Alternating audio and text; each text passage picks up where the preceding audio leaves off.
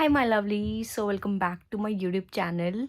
So, basically, today I have no reason कि मैं YouTube video बनाऊँ या कुछ ऐसा व्लॉग दिखाऊँ. बस ऐसे ही मन किया कि कुछ बातें शेयर करूँ या कुछ इंस्पिरेशन दूँ आप लोगों को, और ऐसे ही जस्ट मन किया.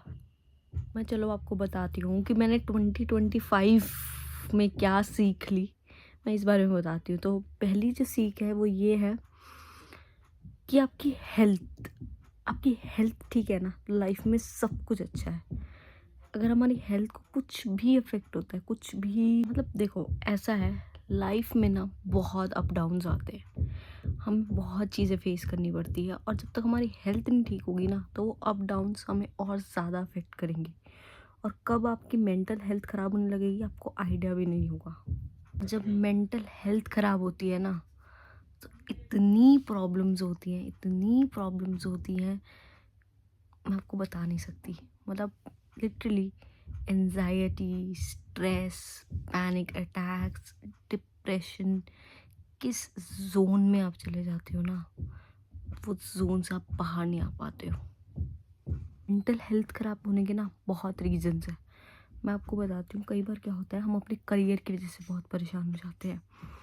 बहुत करियर में लाइफ चीज़ें चल रही होती हैं, आप एग्ज़ाम देते हो, क्लियर नहीं कर पाते हो, आपका बिज़नेस सेटल नहीं हो रहा है, या आप में भी इंस्टाग्राम पे कोई कंटेंट बना रहे हो वो नहीं चल पा रहा है. बहुत चीज़ें होती हैं जिसकी वजह से हमारे करियर में बहुत टेंशन्स आ जाती हैं.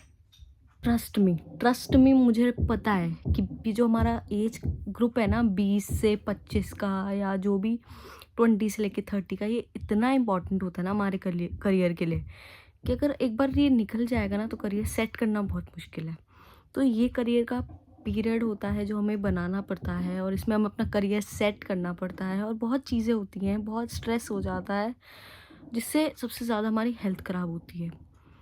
पता है क्या, लाइफ में ना करियर बनाने की बहुत अपॉर्चुनिटीज़ आती हैं. हम कई बार इग्नोर कर देते हैं, या ऐसा भी होता है कि हम बना रहे होते हैं, ये बन नहीं पाती, चीज़ें हमारे प्लान के अकॉर्डिंग नहीं चल पाती. बट कुछ ना कुछ हमारे लिए लिखा हुआ है. Every something is written for everyone. This is something I follow. मैंने ये चीज़ें समझी हैं, और इस पे बिलीव भी किया है कि कुछ ना कुछ तो होगा लाइफ में, कहीं ना कहीं तो सेट होगा. आज नहीं, कल नहीं, मे बी थोड़े टाइम बाद, बट होगा. लेकिन अभी जो मेरे हाथ में है वो ये है कि मैं अपनी हेल्थ को अच्छे से रखूं. क्योंकि अगर मैं ही हेल्दी नहीं होंगी तो करियर तो क्या ही हेल्दी होगा, करियर तो कहाँ ही जाएगा. तो पहले मैं खुद हेल्दी हो जाऊँ, मैं अपनी मेंटल हेल्थ ठीक कर लूँ, बॉडी हेल्थ ठीक कर लूँ. आप सबको भी यही बोलूँ कि अपने खुद को आप हेल्दी रखो. करियर आपकी सेकंड प्रायोरिटी है, फर्स्ट आपकी हमेशा आपकी हेल्थ होगी. दूसरी जो चीज़ मैंने देखी है ना, कि लोग अपनी माइंडसेट को सही नहीं रख पा रहे हैं, वो ये है कि लोगों को ना बहुत अफेक्ट करता है. इवन मुझे भी बहुत अफेक्ट करता है जब कोई आता है और फिर कहीं चला जाता है.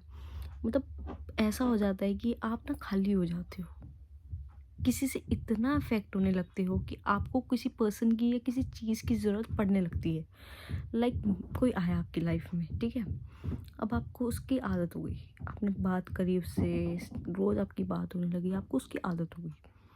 फिर एक टाइम ऐसा आएगा कि वो इंसान आपसे अलग हो जाएगा.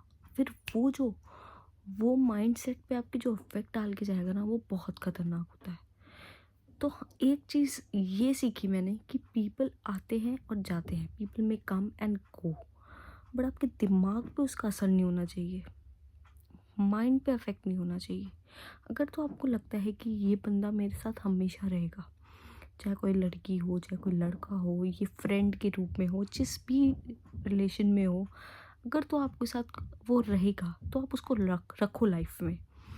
बट आपको लग रहा है कि ये बंदा मेरे साथ नहीं रहने वाला है, या मेरे साथ नहीं रहने के लायक है, तो उसको बेटा उसी टाइम निकालो, उसी टाइम लात मारो. These were some of the things जो मुझे शेयर करनी थी आपसे. मेरे पास और भी बहुत सारी चीज़ें हैं बताने के लिए. अगर आप लोग मेरी वीडियोस पे कमेंट करना शुरू करते हैं, मुझे लाइक करना शुरू करते हैं, तो मैं धीरे धीरे सब कुछ बताऊंगी और बहुत कुछ बताऊंगी. तब तक के लिए स्टे पीसफुल.